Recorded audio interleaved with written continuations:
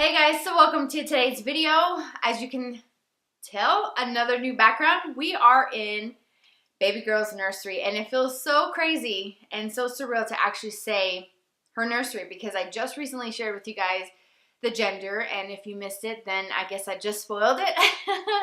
But I am in my third trimester of pregnancy with a little girl and I am over the moon, and I am in her nursery. We still have some little things to finish up, so just a kind of quick update before we get into the pregnancy related things. We have all the furniture, so this glider chair was one of the last things I was waiting for, and her dresser, so I'm going to do some changes with the knobs. I think I'm going to put some crystal knobs to match her lamp in these, like it's a 3-drawer dresser. We have the changing table, the crib, we have everything that I want to put on the walls. I just need to have my husband paint 2 frames actually to put up, because we're going to put up some pictures on the wall, and I'm going to do a nursery tour eventually. I don't think it's anywhere near being ready, but it is coming along and I can't wait to share it with you guys. It feels surreal to be in this room and to actually be experiencing this, because I've been wanting to have more babies and it's taken us several years to get here. But nonetheless, we are here. And I am so excited and so thrilled, and I cannot wait to share this room with you, and I cannot wait to actually see it completed. We've got some little details to work on. But this video, if you're tuning in, you're probably interested in knowing about the pregnancy update. And so I have done several previous videos on pregnancy symptoms, things I've been feeling, experiencing. And I've also done like bump shots that I will kind of put somewhere on the screen as I talk about a specific week. So I left off, I believe it was week 24. So we're going to do weeks 25 through 28. So I am in my 3rd trimester. So this vlog is going to cover the tail end of trimester number 2 and then the beginning of the 3rd. So we've talked about a lot of things previously. This pregnancy has been somewhat complicated since the beginning. It's totally different than my first pregnancy with my son 6 years ago. And so I'm glad that I'm actually annotating and doing these updates more frequently than I did when I was pregnant with him. And I'm actually able to have these types of videos for reference. And I hope that they help you if you are watching, if you are pregnant. Maybe we're along the same time frame as far as where we are in the point of pregnancy, or maybe you're just thinking about having a baby and you're just kind of curious maybe of what it feels like. So we're going to get into it because we've got some things to talk about. So I have my notes, as always, just written down on a piece of paper. And so for the first week that we're going to talk about is week 25. This is the week that I felt like I started noticing lower back aches, and they were becoming a problem. Not to the point where I felt like I needed to take Tylenol, because I didn't want to take any medication for it. I really just wanted to push through it because that's just how I am. In general, I try to push through any sort of discomfort and pain until I can no longer take it, and then I will do something about it. But it didn't get to the point where I was in tears or anything like that. It just was annoying.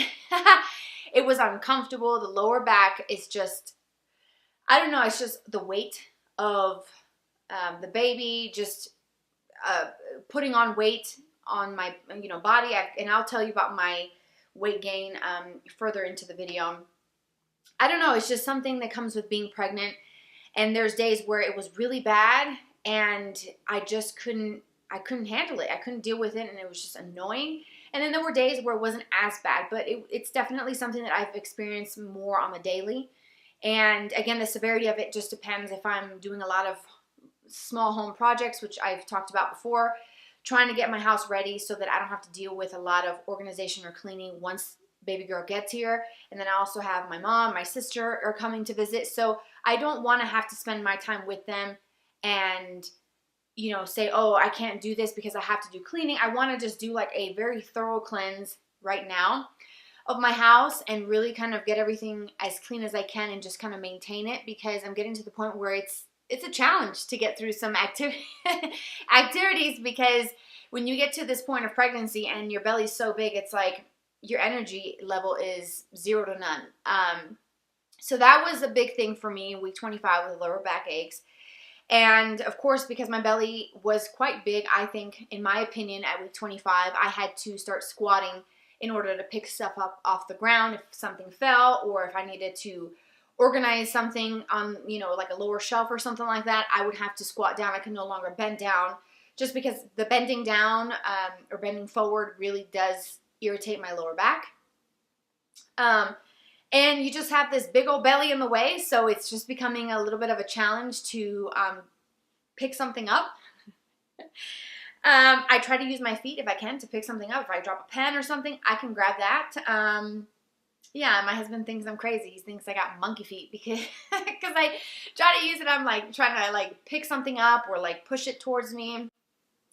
And so, of course, because the whole bending over thing is a problem, so is tying my shoes. Like, that week I noticed, okay, you know what? My husband is having to help me put my shoes on because I can no longer put them on myself. And we have had some good weather days here in Colorado, but in general, it's still a little bit on the colder side. So I have to wear snow boots sometimes if it's snowing, and those need to be tied. So that's the challenge. My sneakers, I don't even tie them anymore. I just tuck my laces in and I just try to slip them on, and they're really loose, but I have got shoes on my feet, so I'm not walking barefooted anywhere. And the last thing I have written down for week 25 is that I noticed that my left eye was twitching. I don't know if that's just a pregnancy thing. I have had this before, just kind of randomly a twitch here and there, and I feel like maybe it started because of being maybe on the phone too much or on the tablet, computer, doing a lot of work on those devices. Maybe that contributed to before.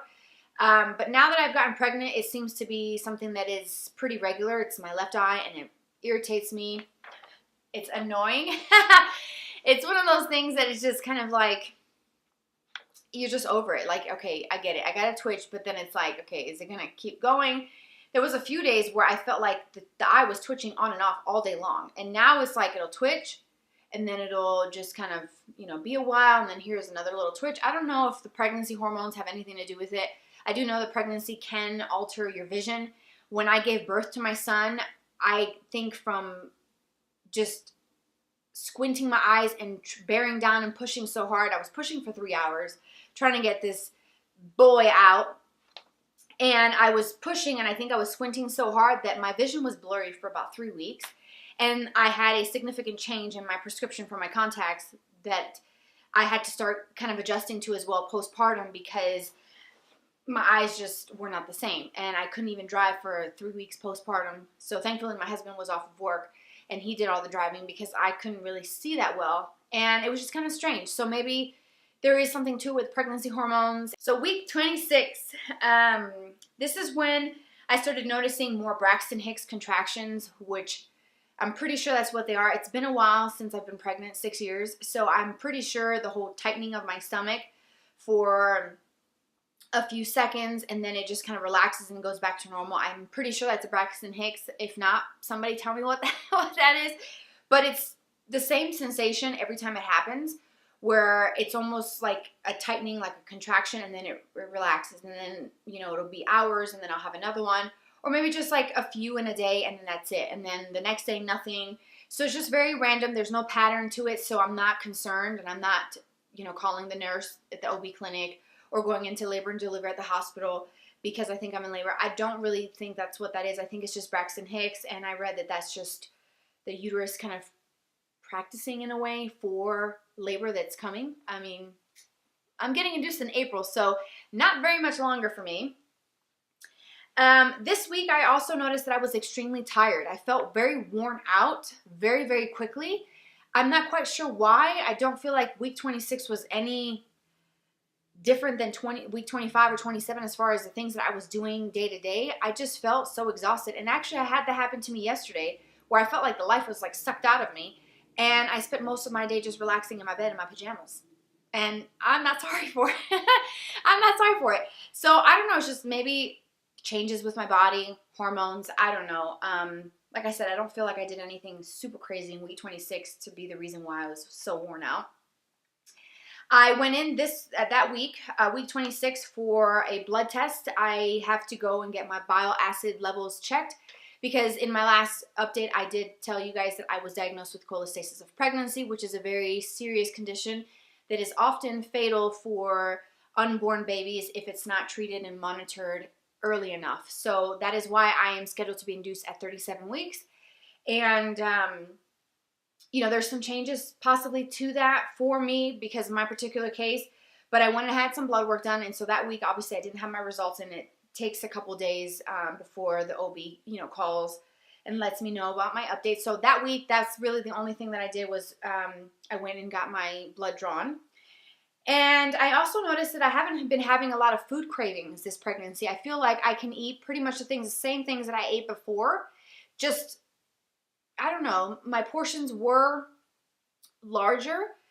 I think through most of my second trimester, but now in the third, I don't know. Maybe because I'm getting fuller faster, I feel like I'm not eating as large of a plate, but I still get full and I still eat, you know, my 3 meals a day and my snacks, and you know, I have my dessert at the end of the day, but I just haven't had like a whole lot of cravings. The only thing specifically that I have been wanting that I haven't been able to have is the Caesar salad, because they use raw egg yolks or eggs in the dressing, and I think that's pretty standard. So I might go to Whole Foods and see if I can find a vegan version of that dressing so that I can at least satisfy that craving. Or if not, yeah, I don't have that much longer, and I can eat all the Caesar salad that I want after I have baby girl. So it is what it is. That's the only one thing that I really can think of that comes to mind that I actually crave, and I would like to have a nice big bowl of Caesar salad because it's so good. But yeah, I mean, I just feel like I've been eating the same things.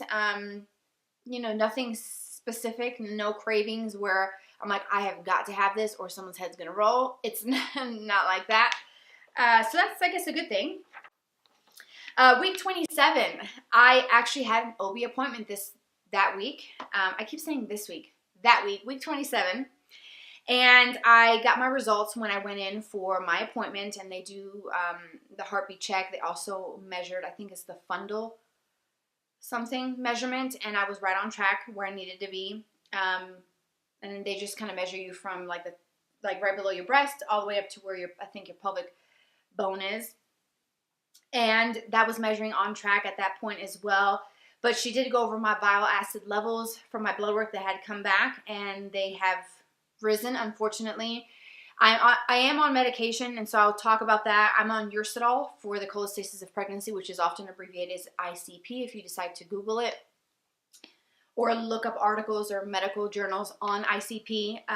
Nursery is one of the top-rated medications that is the most used to help manage, because there's no cure for this. The only cure for it is actually giving births. But, you know, at week 27, they're not going to be like, yeah, we're going to induce you unless it's a really severe case. I don't know if they would even induce an expectant mother that early. I mean, that's incredibly early, 27 weeks. So my initial level in January was 13. And when I went back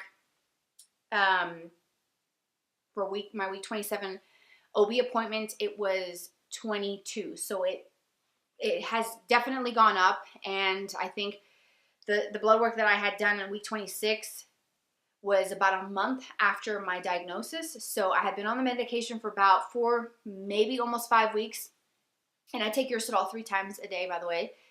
And as my OB said in that appointment that I went to, she said that it's not going to cure it and it's not going to stop it. It is a condition that gradually does increase, so the medication will slow the progression of the ICP so that I'm able to hopefully make it to 37 weeks before needing to be induced. But then again, who knows? So because my levels have gone up considerably from 13 to 22 in about a month's time, I am a little bit concerned of what my next blood level is going to be. So she has me coming in every 2 weeks to get the bile acid blood work done.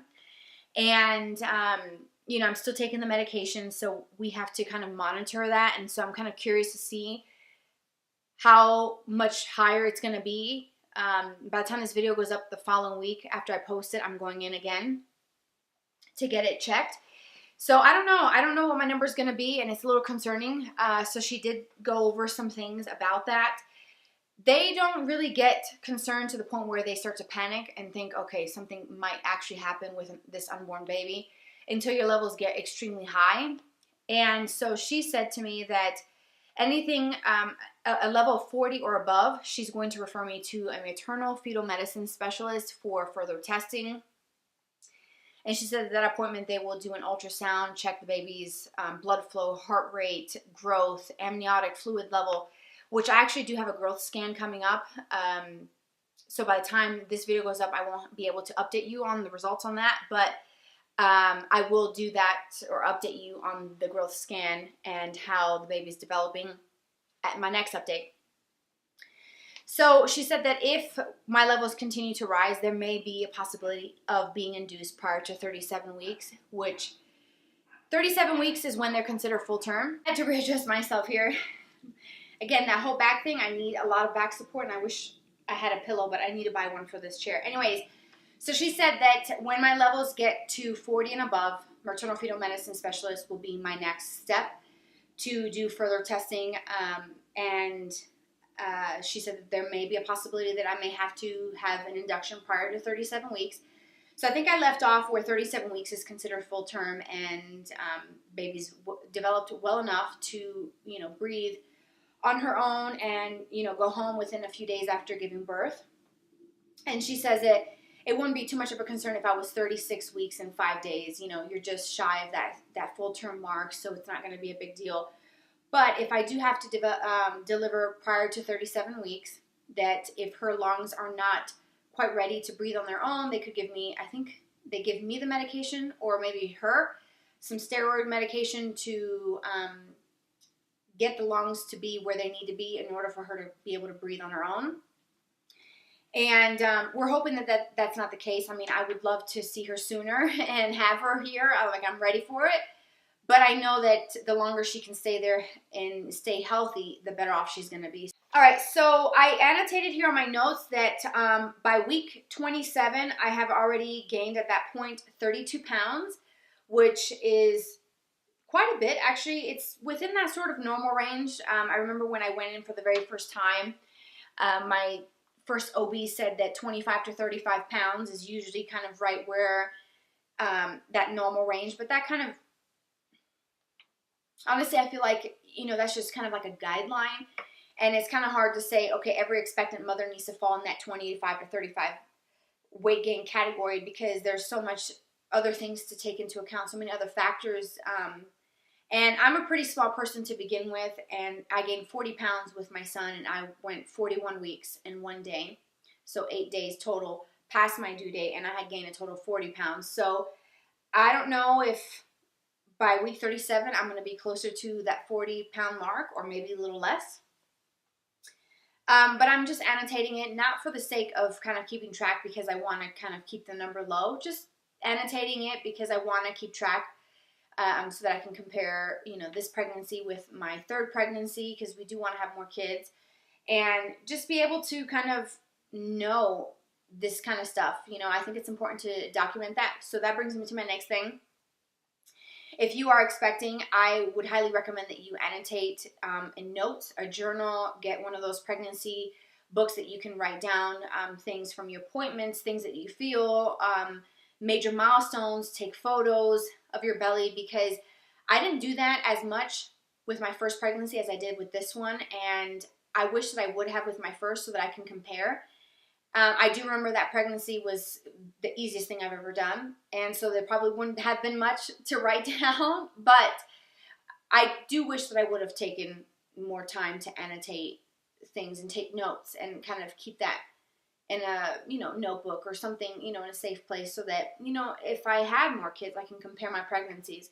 So I would recommend that if you're watching and you're pregnant, or if you're a first-time mom and you want more kids, you should annotate that so you can compare it. So in week 27, I did the glorious glucose testing, which is so much fun. And if you're kind of curious, that is a test that takes your blood after drinking a very sugary beverage. It's usually drawn about an hour after you take this, it was probably about that big or so, very sugary beverage, to see how your body reacts to it, and then they'll know, your OB doctor or midwife would know if you have gestational diabetes, which I believe is just related to being pregnant, goes away after you give birth, but there may need to be some sort of modifications with diet. You may have to do a finger prick, which I have read on the forum of one of my apps that I talked about in my Pregnancy Essentials, the What to Expect app. There's a forum, and some women have said that they have to, prick their fingers pretty regularly to monitor that. So there's just certain things. I didn't have gestational diabetes with my first pregnancy, and I'm pretty sure my number is in the normal range for that because I haven't heard anything from my doctor thus far, so I think I'm good to go there, which is a good sign. Okay, so the last update for week 27 was this sort of thumping sensation. It was really low, like down by my pelvic region, and it's like a thumping sensation. It also had some rhythm to it, so I really do believe that it's hiccups because it happened a few times, but it would just be kind of like a thump or, just like, I guess the same kind of rhythm if you had hiccups. It's like it comes and then there's a pause and then it comes again and then it pauses, it comes again. And it was like that, and it didn't last for very long, but I've had that sensation a few times since noticing it, and that was around the first time that I noticed that. So I do think it's hiccups. I could be wrong, but it's very strange because every time it happens, if it's that same region. So if it's not hiccups, then I don't know, maybe it's just like a muscle spasm or something. But I did feel that, and I thought, how cute, baby has hiccups. So I think that's what it is, but I could be wrong. Maybe I should ask my doctor what it is. I mean, I'm not concerned about it because it's not like it happens every day, and it's not all day long when it does happen. It really only lasts for just maybe a minute or two, like not really that much. So I don't feel concerned about it. It's not painful by any means. It just feels like a thumping, like a pulsating kind of sensation. It's really hard to describe.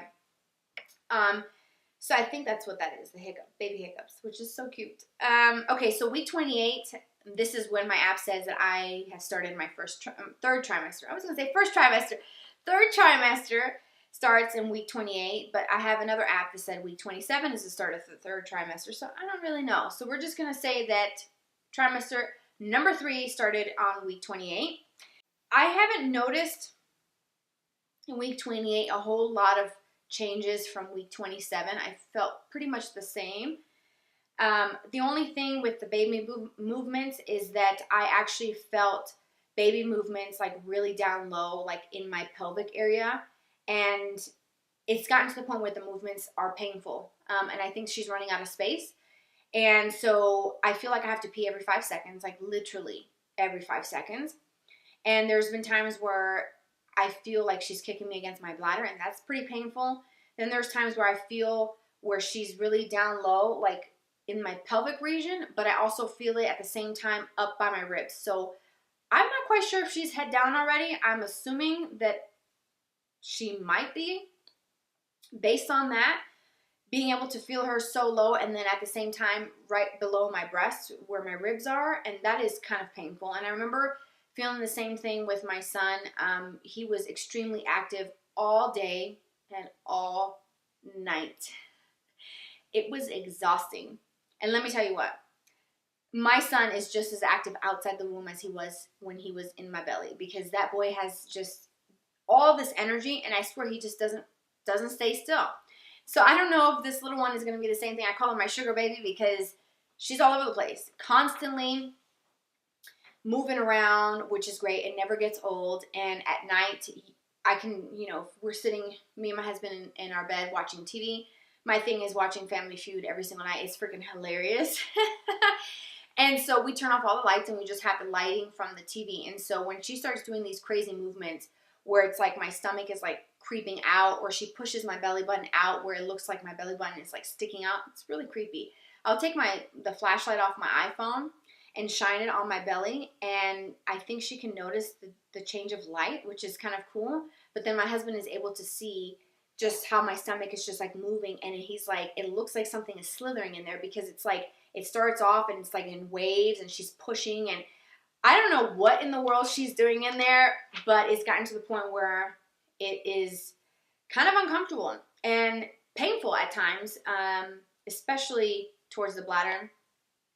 So I'm not quite sure if that's a normal thing to feel them so low, the movements at, you know, at the start of the third trimester, but I do remember that the last 2 months of my pregnancy, my son was already head down, so that could also very well be what's happening with this second pregnancy. All right, so my last little thing for week 28 is Charlie horses.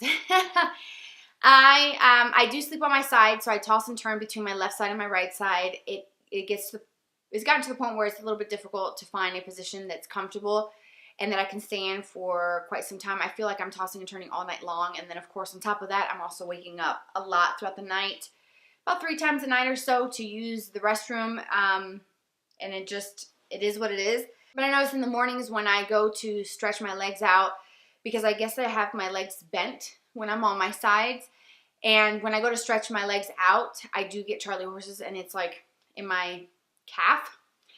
And I don't know, like, I don't think I've had Charlie horses in like my calf muscle before, but I've had them in my feet, and it feels very uncomfortable, let me just tell you. And then so it's kind of like you just kind of hold the leg and you're just like, ah, and you just kind of leave it there, and then it, you know, after a few minutes, it's fine. My leg goes back to normal. But I don't know if it's just maybe having my legs bent throughout the night, sleeping on the left side and also sleeping on the right side. I don't know if that really has anything to do with it, but it's something that I noticed. Charlie horses. So that's pretty much it for the updates for weeks 25 through 28. I hope that you found this helpful. Have a great day, you guys, and I'll talk to you soon. Bye-bye.